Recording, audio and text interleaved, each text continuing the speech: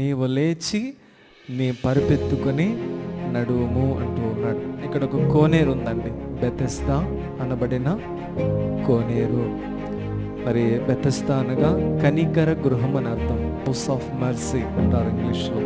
Bethesda కోనేరు దగ్గర 38 ఏండ్ల నుంచి ఒక వ్యక్తి వ్యాధి కలిగి ఉంటూ ఉన్నాడు. లైఫ్లో ఎంతకాలం నుంచి రోగాలు ఉన్నాయి.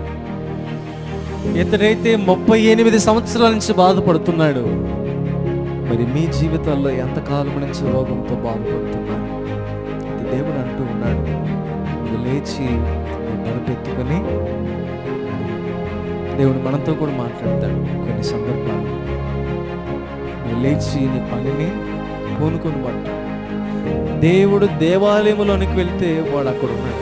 ఎక్కడున్నాడంటే యెరూషలేము దేవాలయంలో చాలా మంది బాగుపడిన తర్వాత దేవుని